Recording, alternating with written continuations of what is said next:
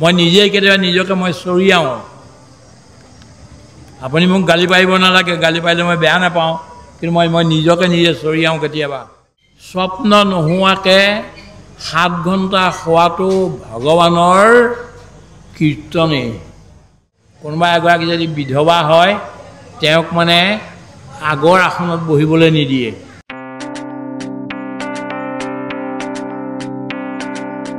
সিংহাসনত বহিবা প্ৰতিপত্তি ক্ষমতা প্ৰতিষ্ঠা এই গোটেইবিলাক লাগে বোলে লোৱা এইবোৰ দিছোঁ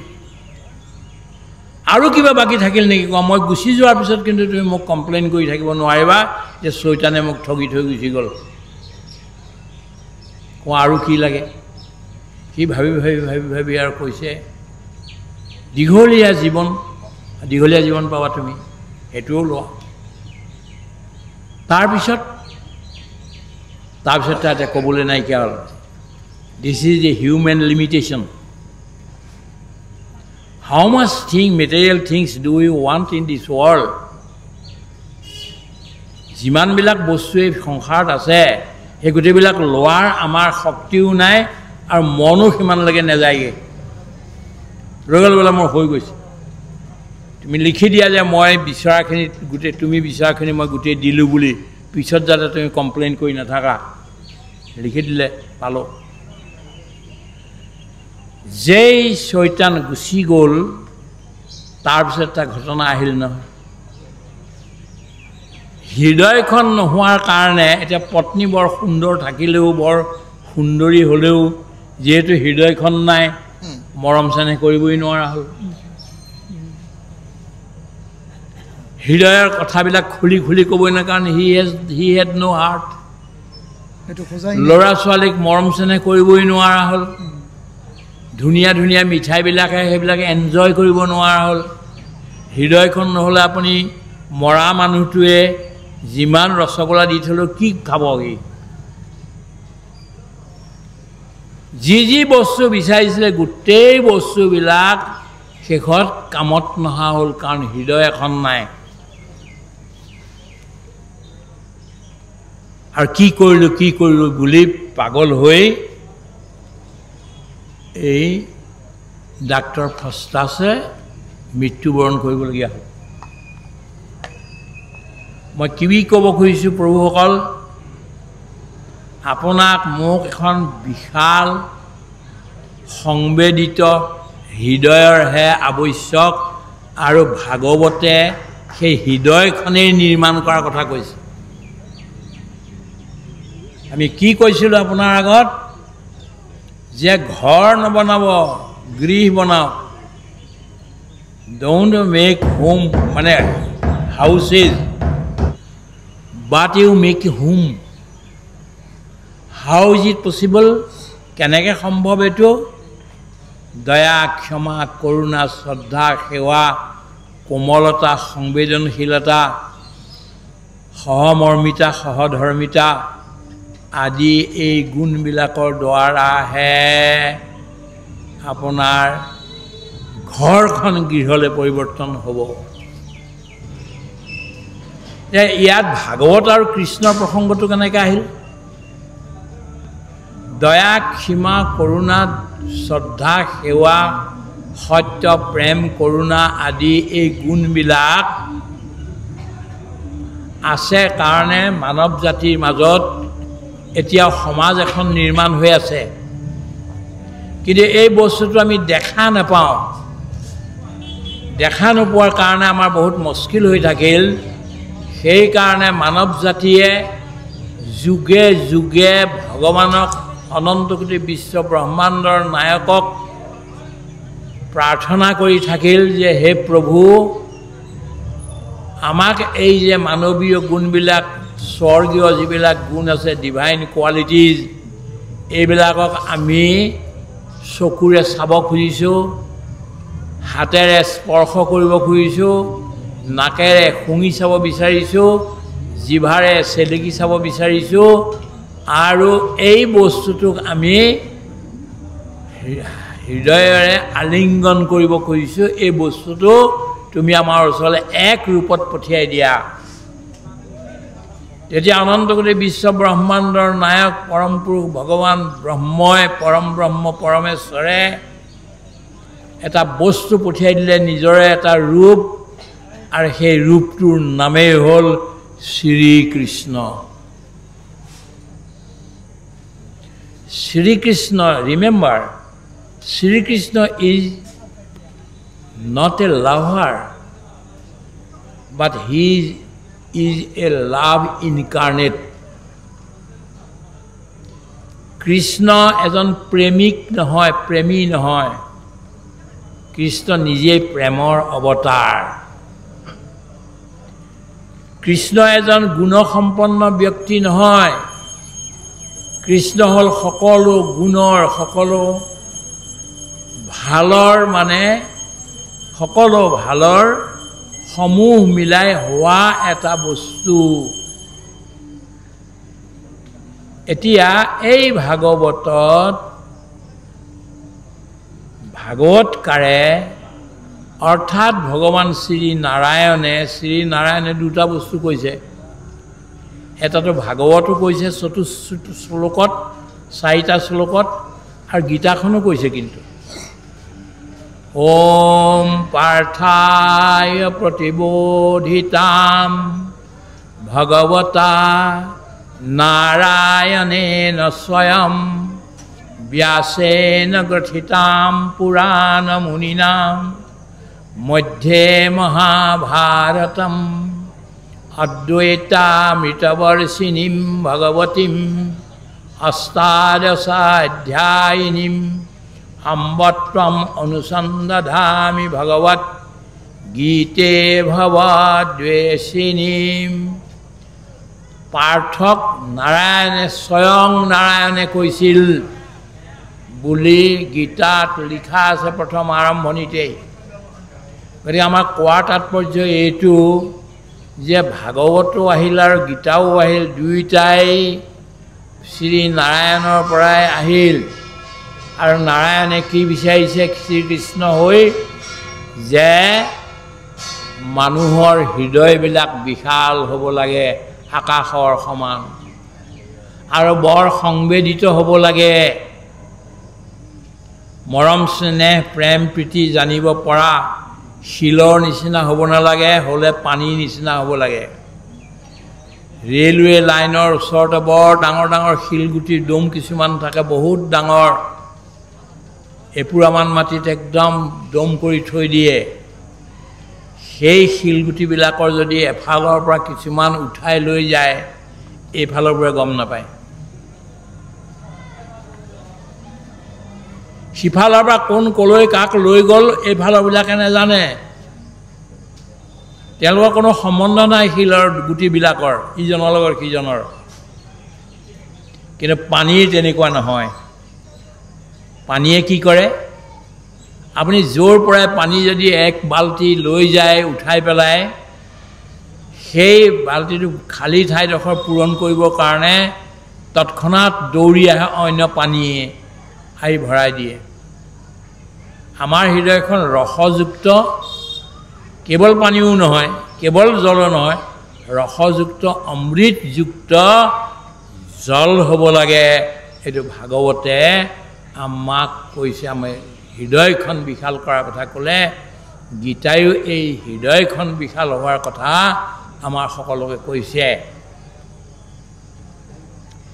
এতিয়া ভাগৱতখন দ্বাদশ স্কন্ধ ভাগৱত বুলি কোৱা যায় 12টা স্কন্ধ আছে স্কন্ধ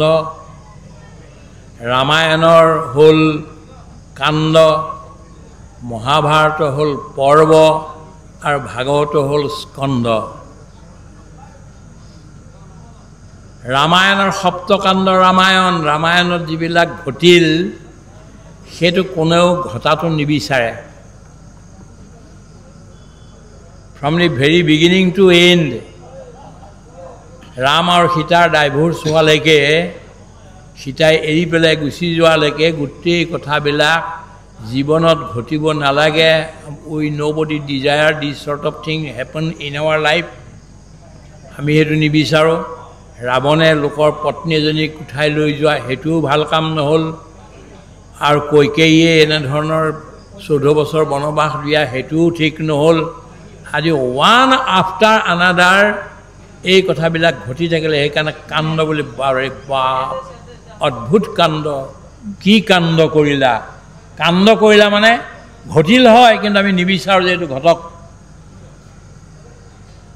মহাভাৰতত পৰ্ব মানে জীৱনৰ এটা এটা চোৱা এটা এটা মাইলষ্টোন পাৰ হৈ যোৱা শেষত গৈ কি লাগিলেগে হাতত একোৱেই নালাগিলেগে গোটেই জীৱনটো যুধিষ্ঠিৰে আৰু পাণ্ডৱসকলে এখন সিংহাসনৰ কাৰণে লাগি যুঁজ কৰি বিভিন্ন ধৰণৰ কৰি শেষত গৈ ইমান কষ্ট ভুগিও লাষ্টত গৈ মহাভাৰতৰ যুদ্ধ কৰি ইমান 70 কোটি মানুহ মাৰাই পেলালে গোটেইবিলাক হ'ল কিন্তু যিদিনাখন এই সিংহাসনত বহিলে সেইদিনাখনে হাহাকাৰ লাগি গ'ল আৰে এইখন সিংহাসন যিখনৰ কোনো সুখ নাই এইখনৰ কাৰণেই আমি ইমান মানুহ মাৰিলৈ গোটেই জীৱনটো লগাই দিলোঁ খাবলৈ ধৰে যুধিষ্ঠিৰ ৰজাই হাতত মানে কেঁচা তেজৰ গোন্ধ পায় ৰাতি শুবলৈ যায় টোপনিটো চিলমিলকৈ আহে সেই যিবিলাক মানুহক হত্যা কৰা হ'ল সেই গোটেইবিলাকে দণ্ডা লৈ খান্দা লৈ পেলাই আহে কেলে যুধিষ্ঠিৰক কাটিবলৈ তোৰ কাৰণে আমাৰ এনেকুৱা হ'ল বুলি পেলাই টোপনি নাহে যদি এজন মানুহে শুবই নোৱাৰে খোৱাটো বৰ ডাঙৰ বস্তু প্ৰভু ভালকৈ আপুনি 7 ঘণ্টা শুৱক উইদাউট এনি ড্ৰিম স্বপ্ন নোহোৱাকৈ 7 ঘণ্টা শুৱাটো ভগৱানৰ কীৰ্তনেই এইটো এটা সমাধিয়েই শাস্ত্ৰবিলাকত লিখি থৈছে যেতিয়া বেয়া কাম এটা কৰে নহয় তাৰপিছত মানুহ শুব নোৱাৰা হয় ধৃতৰাষ্ট্ৰই সুধিলে সঞ্জয়ক সেই সঞ্জয় মইতো ৰাতিটো বৰ দীঘলীয়া লাগিছে টোপনি নহা হ'ল কি কথা গোটেই পৃথিৱীখন শুৱাই মই শুব নোৱাৰা হ'লোঁ বোলে মহাৰাজ 4-5 জন ব্যক্তি শুব নোৱাৰে সংসাৰ এক যি পাপ কৰে পাপী দ্বিতীয় যিজন কামী কাম বাসনা যাৰ থাকে খুব বেছি তাৰো টোপনি নাহে তৃতীয়জন পৰশ্ৰী কাতৰ যাৰ অন্যৰ উন্নতি দেখি পেলাই যি একেবাৰে মানে জ্বলি পুৰি মৰিছে সেইবিলাকৰো নহয় এজন হ'ল ৰোগী যি যাৰ ৰোগ আছে সিও তাৰ টোপনি নাহে আৰু এজন হ'ল ধৰুৱা যিজনে ধাৰ কৰি বস্তু আনিলে ধাৰ ঘূৰাই দিব পৰা নাই সেইটো কিন্তু আপুনি এটাইকেইটা বস্তু একেলগে আছে আপোনাৰ এটাইকেইটা পাপী গোট খালে সেইকাৰণে আপোনাৰ টোপনি নাই আপুনি পাইছেই মেকবেথত পাইছেই মেকবেথৰ লেডি মেকবেথে মেকবেথক ৰজা ডানকানক মাৰিবলৈ পঠিয়াই দিলে যে আমাৰ ঘৰলৈ আহিছে এইটো সুবিধা পাইছোঁ গতিকে ইয়াক হত্যা কৰিব লাগে তাৰপিছত হত্যা কৰিলে তেতিয়া কি হ'ব মানে আমি ৰজা হ'ব পাৰিম প্ৰথমতে তাই নিজেই গ'ল মাৰিবলৈ মেকবেথে মানি লোৱা নাছিলে কথাটো নিজেই গ'ল গৈ পেলাই তৰোৱাল পাতটোৰ ওপৰত উঠাই দেখিছে যে তাৰ বাপেকৰ চেহেৰাটো দেখা পালে লেডি মেকবেথে নিজৰ বাপেকৰ চেহেৰাটোৰ মুখখন দেখা পালে পাই ঘূৰি গুচি আহি ইয়াক লাগি এতিয়া মাৰিবলৈ লৈছে কি কৰি ৰাখিছে দুটা অনুচৰ খুৱাই থৈছিলে খুব মদ খুৱাই ওচৰতে ডানকানৰ ওচৰতে দুইটাই মানে আছে আৰু শুই পেলাই এতিয়া আৰু মেকবেথ গ'ল গৈ পেলাই আৰু একদম তৰোৱাল লৈ পেলাই মাৰিলেগৈ ডিঙিতে ঘাপ মাৰি দিলে টুকুৰা হ'ল তেজবিলাক চাৰিওফালে বিয়পি পৰিছে সেই এইবিলাকৰ ওপৰতো পৰিলেগৈ এই দুইজন অনুচৰৰ ওপৰতো পৰিলেগৈ আপুনি জানে মনত আছে আপোনাৰ তেতিয়া বৰ সাংঘাতিক কথা এটা কৈছে সেই টোপনিতে হাঁহি খিলখিলাই হাঁহি চাহি এটাই কৈছে মেকবেথ হেড মাৰ্ডাৰ শ্লিপ সিজনে কৈছে মানে সিজনে কৈছে Macbeth hath the Cawdor hath murder sleep therefore Cawdor shall sleep no more the innocent sleep that nourishes life এওঁ মানে টোপনিক হত্যা কৰিলে, মানুহজনক হত্যা কৰিলে, টোপনিক হত্যা কৰিলে। যি টোপনিয়ে মানুহক শক্তিশালী কৰে তেনেকুৱা এইজনক হত্যা কৰিলে। সেইকাৰণে আৰু এওঁ আৰু জীৱনত শুব নোৱাৰিব। শেষত গৈ সেইটোৱে হ'লগৈ লেডি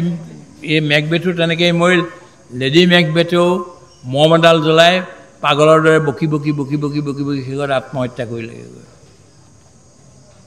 কি ক'বলৈ বিচাৰিছিলোঁ যে শুবও লাগিব ধুনীয়াকৈ। আপুনি এই শোৱাটো এটা ভগৱানৰ সাধনাই বুলি ধৰি ল'ব লাগিব। ভালকৈ শুব লাগিব। অৰ্জুনৰ নাম হ'ল গুড়াকেশ। গুড়াকেশৰ দুটা অৰ্থ, এটা হ'ল যাৰ চুলিবিলাক গোৱলা কেঁকৰা কেঁকৰি এইটো, দ্বিতীয়তে যিয়ে যিমান সময় শুবলৈ বিচাৰে সিমান সময় শুব পাৰে। এই পৃথিৱীত আমি এতিয়ালৈকে আমি দেখা ভিতৰত মহাত্মা গান্ধী আছিল, তেওঁ 7 মিনিটো শুব পাৰে। তেওঁ ইচ্ছা কৰিলে 3 মিনিটো শুব পাৰে, যিকোনো জেগাতে শুব পাৰে। আৰু সেই 7 মিনিট হোৱাৰ পিছত তেওঁ উঠি গ'ল আকৌ। Gudakesha control over our sleep. আৰু তাতো কোনো প্ৰকাৰৰ যাতে সপোন নাহে এই কথাটো। আমি কি কৈ আছিলোঁ আপোনাক যে ভাগৱতে আপোনাক এখন নিৰ্মল হৃদয় কৰিবলৈ বিচাৰিছে। ব্যাপক আকাশৰ সমান নীলা এখন বনাবলৈ বিচাৰিছে। আৰু সেইটো ৰজা সম্ৰাট কোন হ'ব? শ্ৰীকৃষ্ণ নিজেই হ'ব। আপোনাৰ আৰু মোৰ সকলোৰে। প্ৰভুসকল, আমাৰ তৃষ্ণা কোনোদিনাখন শেষ নহয়। তৃষ্ণা মানে পিয়াহ। পিয়াহ মানে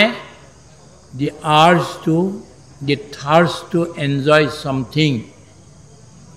by your sense organs which you have enjoyed in your previous life. আপোনাৰ জীৱনত আগতে বা আগৰ জন্মত বা এই জন্মৰ আগতে ভোগা ইন্দ্ৰিয়ৰে ভোগা বস্তুবিলাকক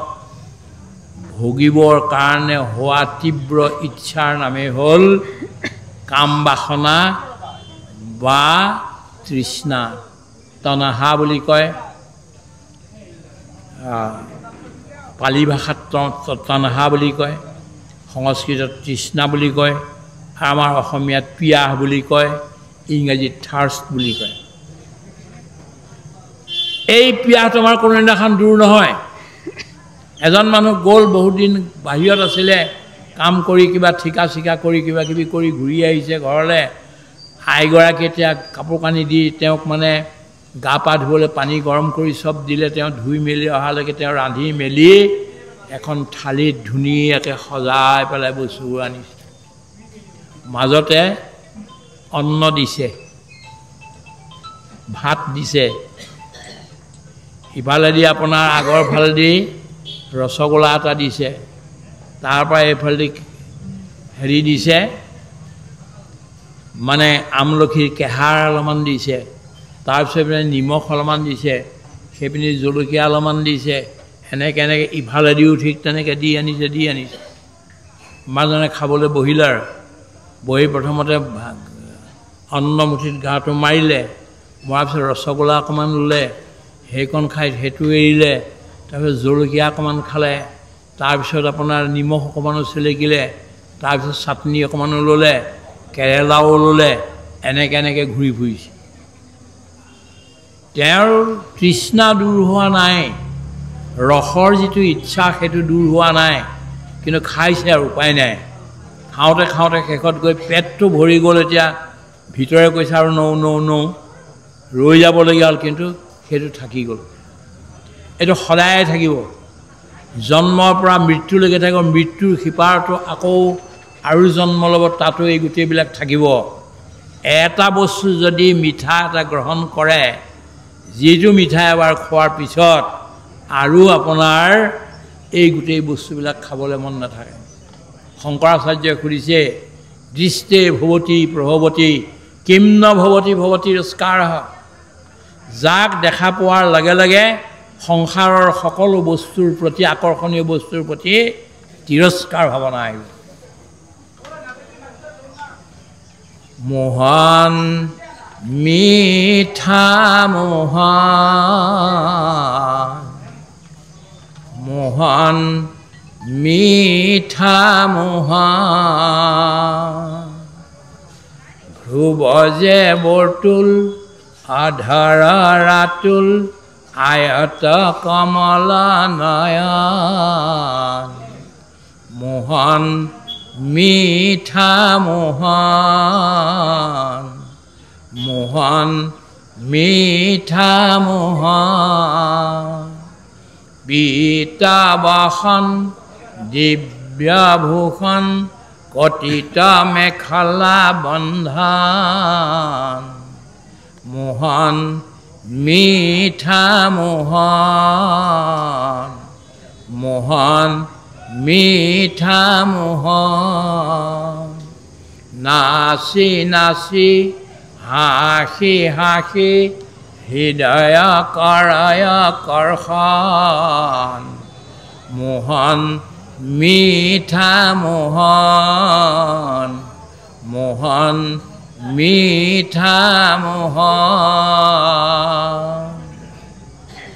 ভগৱান শ্ৰীকৃষ্ণক যিদিনাখন আপুনি লগ পালে স্পৰ্শ কৰিলে আৰু চকুৰে দেখিলে নাকেৰে শুঙি চালে জিভাৰে চেলেকি চালে হৃদয়েৰে সৈতে আলিংগন কৰি চালে সেইদিনাখনেহে আপোনাৰ সংসাৰ যাত্ৰা শেষ আৰু আপোনাৰ এই ৰসৰ প্ৰতি যিটো স্পৃহা এইটো শেষ হ'ব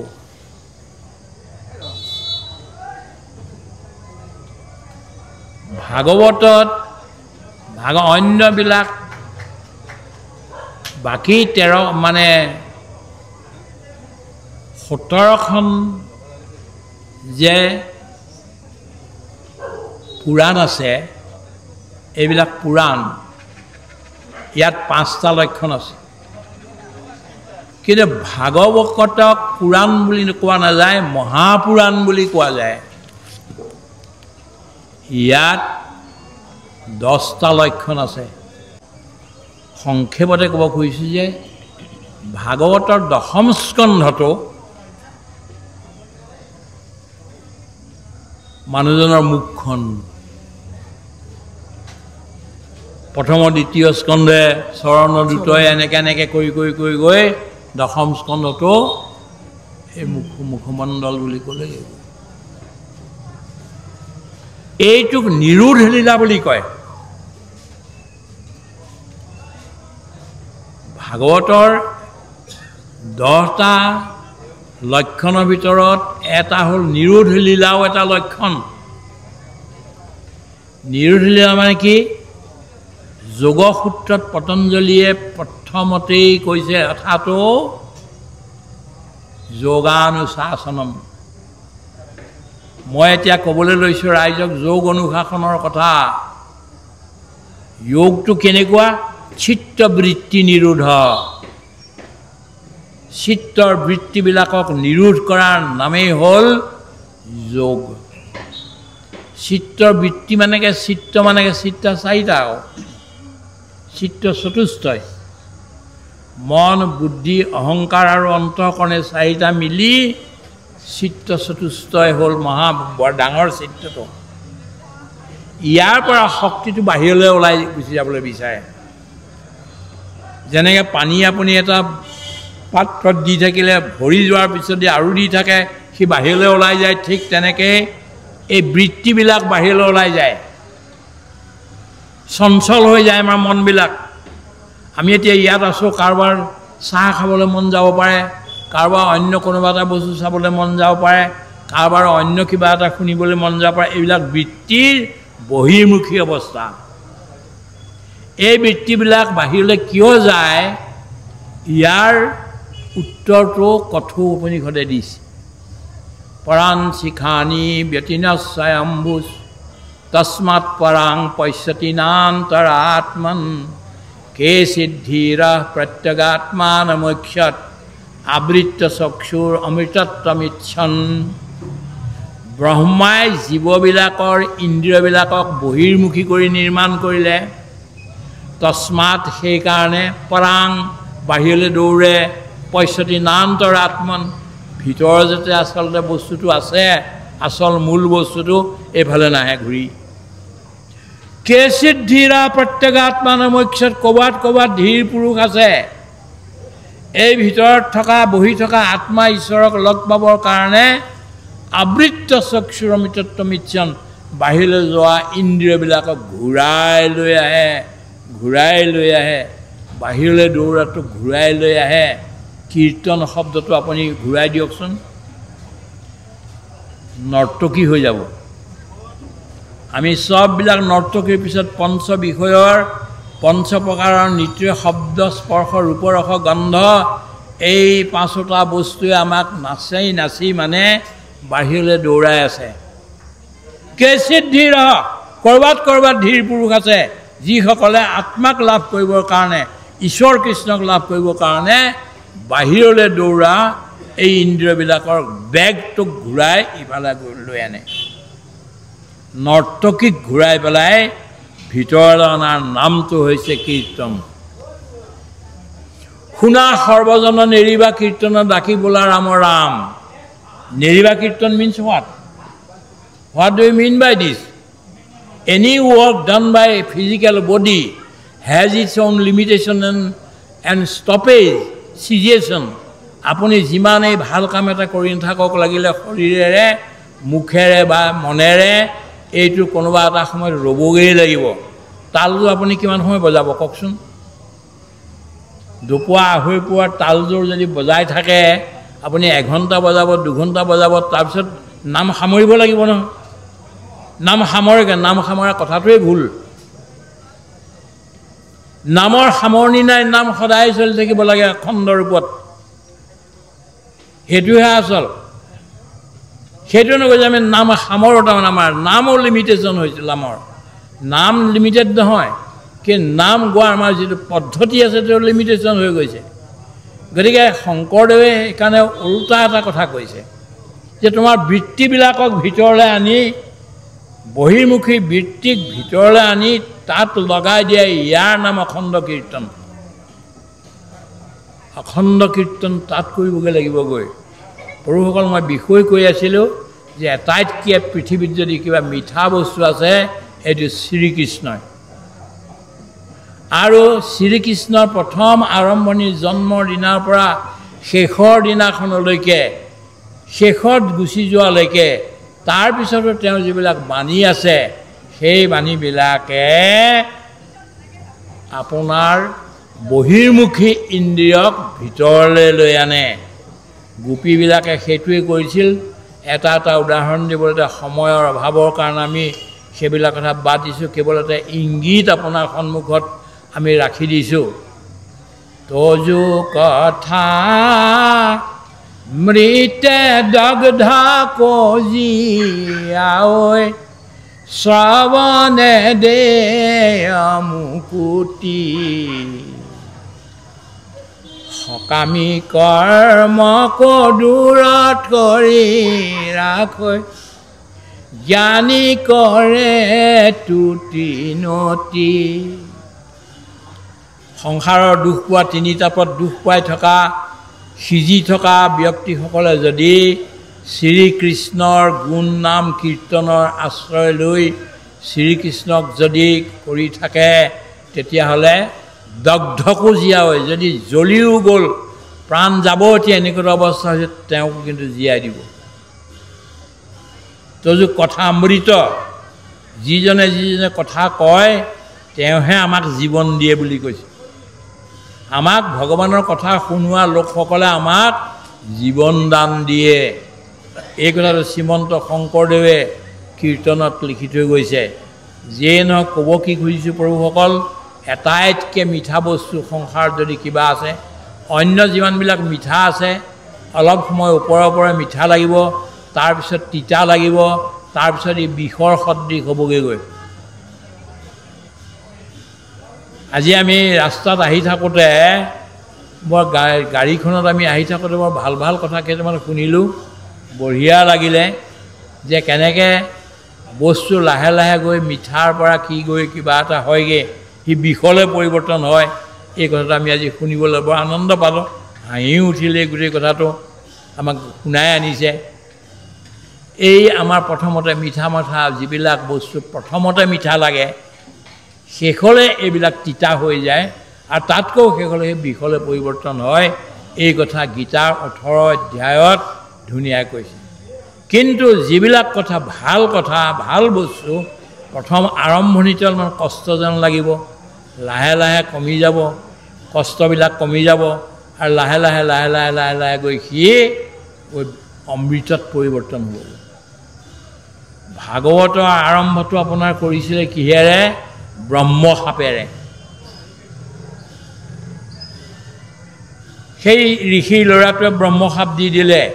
যে তই এনেকুৱা কাম কৰিলি, গতিকে তোৰ সপ্তম দিনৰ দিনাখন তক্ষকৰূপী নাগে দংশন কৰি তাতেই তোৰ মৃত্যু হ'ব। সপ্তম দিনাখন বুলি কিয় ক'লে প্ৰভুসকল? সপ্তাহততো 7টাই দিন আছে, যিকোনো এটা দিন সপ্তম দিন হ'ব পাৰে। মই হয়তো সোমবাৰে মৰিম, এখেত হয়তো বৃহস্পতিবাৰে মৰিব, তেখেতো এদিন নহয় এদিনটো যাবই লাগিব, হয়নে নহয়? যদি যাবই লাগে তেতিয়া আপুনি কোনটো শুকুৰবাৰে যাব পাৰে। Any day of our death is 7th day. আমাৰ মৃত্যুৰ প্ৰতিটো দিনেই হৈছে সপ্তম দিন। ইয়াৰ যিকোনো এটা দিনত আমাক মৃত্যুৰূপী তক্ষক নাগে দংশন কৰিব। ইয়াৰ পৰা আৰম্ভ হ'ল ভাগৱত। এতিয়া পৰীক্ষিত যায় গৈ পেলাই যে মৃত্যুক এতিয়া কেনেধৰণে মহান কৰিব পৰা যায়, এইটো কৰোঁতে ভাগৱতৰ দ্বাদশ স্কন্ধত গৈ মুখ্য পাইছে। মৃত্যুৱে যে মুখ্য দিবগৈ পাৰে তাৰ এই কাহিনীটো আছে, সেইটো মই এতিয়া আৰু ইয়াত নকওঁ। কিন্তু মূল কথা এইটো ক'ব খুজিছোঁ যে মৌচাকটোত মৌবিলাক থাকে, আৰু মৌবিলাকে এটা ছেদ কৰে ভিতৰলৈ সোমোৱাবলৈ, তাতে তেওঁলোকে পোৱালি ছোৱালী দিয়ে। এইটোৰ পৰাই যিখন কলন শাস্ত্ৰ বুলি কয়, কেলকুলাছ, মডাৰ্ণ কেলকুলাছৰ জন্ম ইয়াৰ পৰা মৌ বাঁহৰ পৰাই। এই মৌ বাঁহৰ চবতে মৌ থাকে, কিন্তু এটা ওপৰৰ এটা জেগা আছে য'ত চাৰি নাই, কেৱল ৰগৰাটোহে থাকে। ভাগৱতৰ দশম স্কন্ধটো হৈছে এই মৌচাকটোৰ ওপৰৰ ৰগৰাটো, গোটেই মিঠাখিনি তাত নি জমা কৰি ৰখা গৈছে, যাতে একো নাই আৰু কেৱল মিঠাহে মিঠা। এই ভাগৱতৰ এইটো। গতিকে এই মিঠা আপুনি এতিয়া পিবত ভাগৱতম ৰসমালয়ম মুহুৰুহু ৰসিক ভোগিভাবিকা। কিছুমান মানুহে কয় যে ভাগৱতৰ মানে পিয়ুক ফল অমৃত ক'ব লাগে, আৰু কয় কি পিয়ুকৰ ৰস অমৃত। ইয়াত ফল অমৃতটোহে শুদ্ধ, ৰস অমৃতটো শুদ্ধ নহয়। মই অসমৰ যিমানখিনি এতিয়ালৈকে নামঘোষা ওলাল সেই গোটেইবিলাক আনি কনচাল্ট কৰিছোঁহি, কাৰণ 6টা খণ্ডত নামঘোষা লিখা হৈছে, আমি তাৰ কৰিছোঁ। সেইখনৰ কাৰণে গোটেইবিলাক কোনে কি কৈছে এইটো চাওঁ আমি। তাত মহেশ্বৰ নেওগে যিটো সম্পাদনা কৰিছে, আৰু বিনুবাজীয়ে যিখনক দিছে, আৰু গুৱাহাটী ইউনিভাৰ্চিটিয়ে যিখনক দিছে, তাত কিন্তু ফল অমৃতহে আছে, পিয়ুক ফল অমৃত। তেতিয়া আপুনি ক'ব যে ফলটো কেনেকৈ পিব? ফলটো পিয়াৰ দুটা উপায় আছে। ফল মানে ফ্ৰুট, ইংৰাজী অনুবাদ কৰিলে। 2 নম্বৰ ফল মানে ৰিজাল্ট। ফল মিনছ ৰিজাল্ট। ভাগৱতখন পঢ়িলে তাৰ ৰিজাল্টেণ্টটো কি হ'বগৈ, শেষৰ নিষ্পত্তিটো কি হ'বগৈ, ফলশ্ৰুতিটো কি হ'বগৈ, এইটো মহামুখ্য। গতিকে ভাগৱত ইয়াত কৈছে। আৰু দ্বিতীয় কথা কি, ভোজন কৰোঁতে এটা কথা আছে, it your liquids drink your solids. যিজন মানুহে গাখীৰ যদি 1 লিটাৰ লৈ পেলাই ওপৰৰ পৰা বাকি কলকে বাকি দি পেলাই গিলি পেলালে তাৰ সেই গাখীৰটো হজম নহয় আৰু পায়খানা দি পেছাবেদি ওলাই গুচি যাব সেইটো ইট কৰিব লাগিব চবাব লাগিব মুখত লৈ পেলাই অলপকে লৈ পেলাই আপুনি লেলাউটিৰ সৈতে চেলাইভা যিটো আছে তাৰ দ্বাৰা মিক্স কৰি পেলাই এটো ইট কৰিব লাগিব আৰু ড্ৰিংক ইউৰ সলিডছ আৰু যিবিলাক আপোনাৰ গোটা বস্তু আছে সেইবিলাক সবাই এই ৰসৰ লগত মিলাই পেলাই একদম ৰসাল কৰি পেলাই ড্ৰিংক কৰিব লাগিব ভাগৱতটো এনেকুৱা বস্তু যে সাধুসকলৰ লগত জ্ঞানী লোকসকলৰ লগত থাকি এইটো সবাবলৈ ধৰিব লাগিব আৰু যেতিয়ালৈকে লিকুইড নহয় তেতিয়ালৈকে মুখত ৰাখি আপুনি কথনে মথনে এই গোটেইবিলাক কৰি ভিতৰলৈ নিবগৈ লাগিব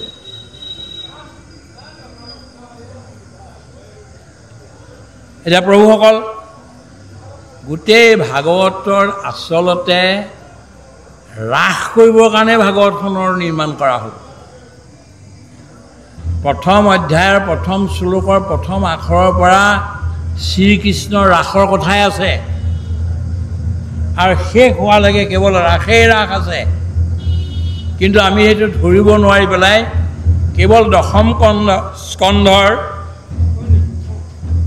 29 নম্বৰ অধ্যায়ৰ পৰা 33 নম্বৰ অধ্যায় এই 5টা অধ্যায়ক আমি ৰাস পঞ্চাধ্যায় বুলি কৈ থওঁ গোটেইটোৱে ৰাস প্ৰথমৰ পৰা আৰম্ভ কৰি লাষ্টলৈকে ৰাখেই কিন্তু তাৰ ভিতৰতো মাজতে এই 33 নম্বৰ অধ্যায়ৰ পৰা 29 নম্বৰ অধ্যায় বা 33 নম্বৰ অধ্যায়লৈকে ৰাস পঞ্চাধ্যায় কৰা গ'ল ভক্তি পঞ্চাধ্যায়টো ক'ত আছে এই যেটো কপিল আৰু দেৱহূতিৰ যি সংবাদ এইটো ভক্তি পঞ্চাধ্যায় আধ্যাত্ম পঞ্চাধ্যায় এই পুৰঞ্জনৰ যেটো কাহিনী আছে এইটো আহিলে এইটো আধ্যাত্ম পঞ্চাধ্যায় এনেকৈ বেলেগ পঞ্চাধ্যায় আছে কিন্তু ৰাস পঞ্চাধ্যায়টো হ'ল এই দশম স্কন্ধৰ 29 নম্বৰ শ্লোকৰ পৰা 33 নম্বৰ শ্লোকলৈকে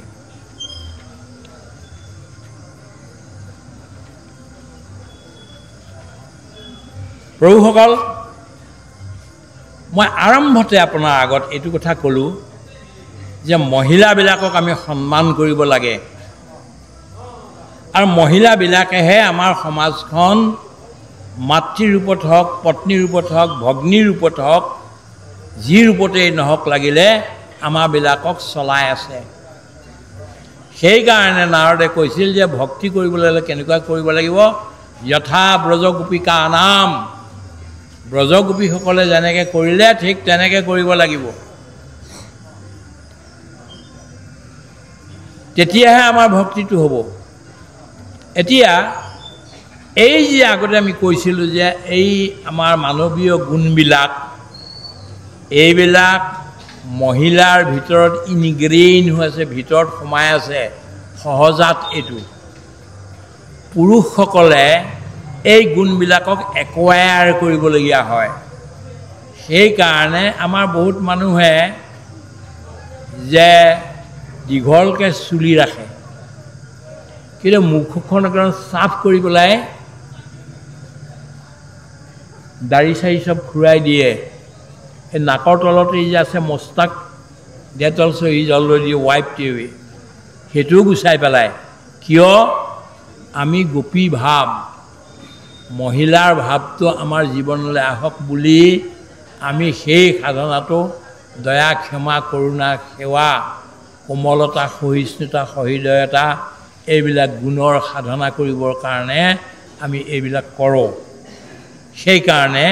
আমি এই বস্তুটো মানে কৰিবলগীয়া হয় এতিয়া এটা ডাঙৰ কথা আপুনি দেখক ভাগৱতখনত পুৰুষবিলাক মাজে মাজে বিপথে গুচি গৈছে এই বিপথে যোৱা পুৰুষবিলাকক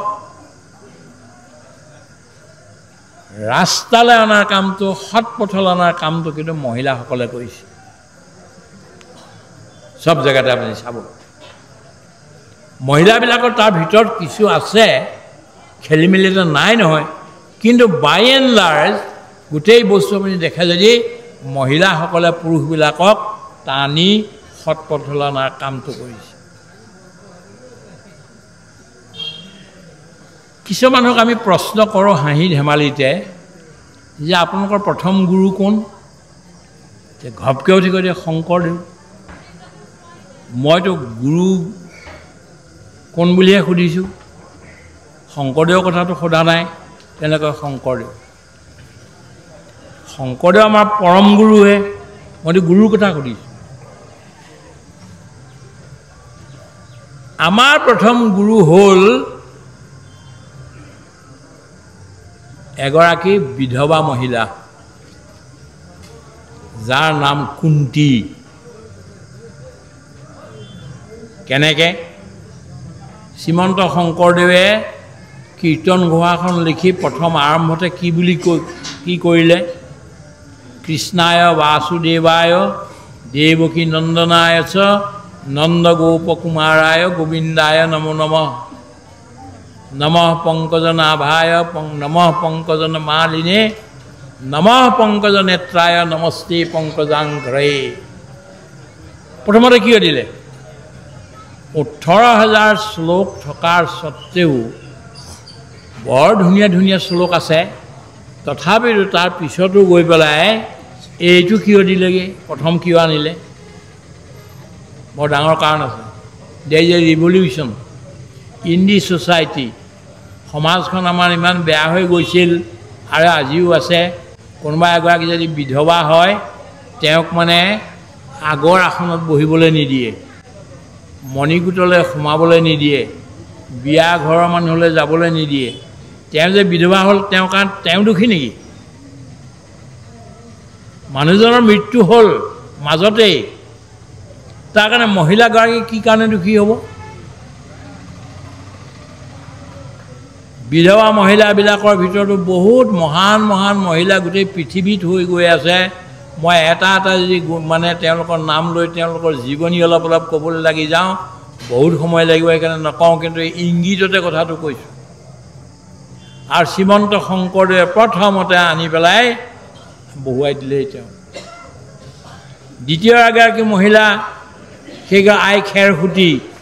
আই খেৰসুঁতি নোহোৱা হ'লে শংকৰদেৱ ক'ত বনে আৰু তৃতীয়তে আহিলে আমাৰ শংকৰদেৱটো কেৱল গুৰু নহয় পৰম গুৰু মাধৱদেৱ পৰম গুৰু কিন্তু এইবিলাকৰ ভিতৰত behind every great men there is one woman প্ৰতিজন মানুহৰ ভিতৰত পিছৰ ফালেদি কোনোবা এগৰাকী মহিলা হয় শিক্ষিকা হিচাপে নহয় মা হিচাপে নহয় মাহীমা হিচাপে নহয় ভনী হিচাপে নহয় পত্নী হিচাপে কোনোবা নহয় কোনোবা আছে যি মানুহবিলাকক নিৰ্মাণ কৰাৰ কাম কৰিছে আৰু ভাগৱতখনত আপুনি অন্য কথা বাদ দিয়ক শ্ৰীকৃষ্ণৰ যিটো কালী দমন এইটো চাওক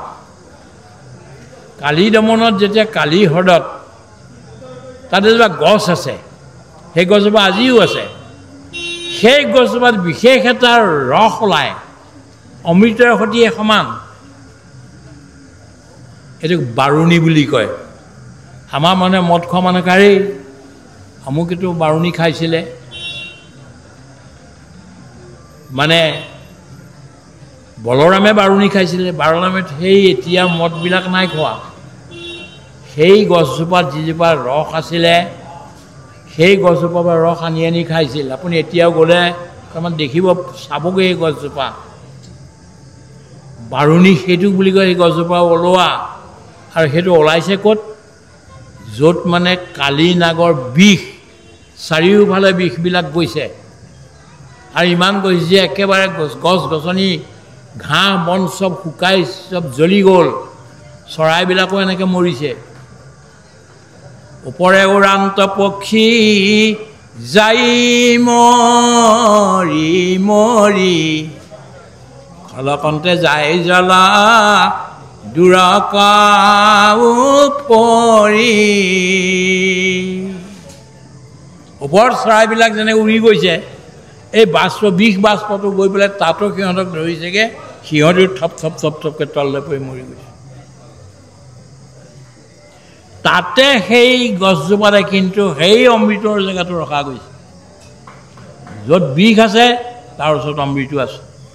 য'ত বেয়া আছে তাৰ ওচৰত ভালো আছে ৰাক্ষসৰ মাজত বিভীষণৰ নিচিনা যে মানুহ ওলাই গ'ল হনুমানে ভাবি আছে সৰু এটাই নাইপিয়া ৰূপ ধাৰণ কৰি চাৰিওফালে ঘূৰিছে যে ক'ৰবাত এজন মানুহ পোৱা যায় নেকি মোক সহায় কৰিব পৰা এজন মানুহ নলাবনে চাৰিওফালে কি দেখিছে হাতীৰ মূৰ দেখিছে মহৰ শিং দেখিছে যি য'ত গৰুৰ ঠেং দেখিছে চব পৰি পৰি আছে কাৰণে খাইছে আৰু পেলাইছে গৈ গৈ গৈ গৈ ৰাতি শেষ হ'বৰ সময় হৈছে সেইখিনি সময়তে দেখিলেগৈ যে এঘৰ মানুহৰ সন্মুখত তুলসী গছ এজোপা আছে আৰে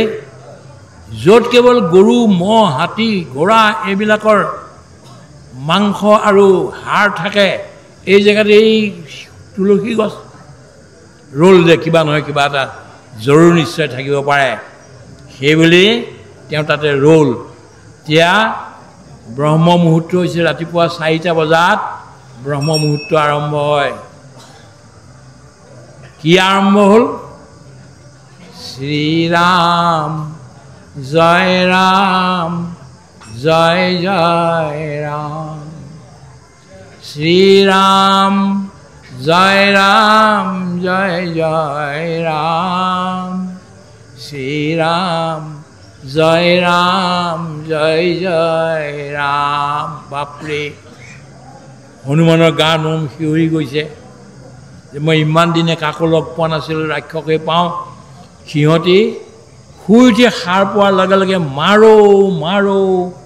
আনো আনো খাওঁ খাওঁ এই খুৱাইছে হৈ থাকে এই ক্ষেত্ৰত যে তুলসীৰ গছ আছে আৰু শ্ৰীৰাম জয়ৰাম নামৰ নাম গাইছে তাৰ অকণমান পিছত দেখিলে সিফালে এগৰাকী মহিলাৰ আৱাজ হয় শ্ৰীৰাম জয় ৰাম জয় জয় ৰাম শ্ৰীৰাম জয় ৰাম জয় জয় ৰাম শ্ৰীৰাম জয় ৰাম জয় জয় ৰাম ল'ৰাটোৱে গাইছে আকৌ ইফালে শ্ৰীৰাম জয় ৰাম লাহেকৈ মানুহ দুৱাৰখন খুলি আহিলে তেওঁ বাহিৰলৈ ওলাওঁতেই হনুমানে তাত খাৰা হ'ল আলোচনা হ'ল পৰিচয় হ'ল মই ৰামৰ দূত আৰু এই কথা সীতাক বিচাৰি আহিছোঁ আদি আদি এই ঘটনা মই কোৱাৰ তাৎপৰ্য এইটো যে চব জেগাতে কেৱল বেয়াই বেয়াই বেয়াই বেয়াই নাথাকে ভালো থাকে যেনেকৈ এই বিষৰ যিটো হ্ৰদ আছে কালি হ্ৰদ তাৰ ওচৰৰ সেই কদমৰ গছজোপাতো বাৰুণী নামৰ বস্তুটো আছিল অমৃত ৰামৰ মানে ৰাৱণৰ ৰাজধানীটো মানে মহান ব্যক্তি আছিল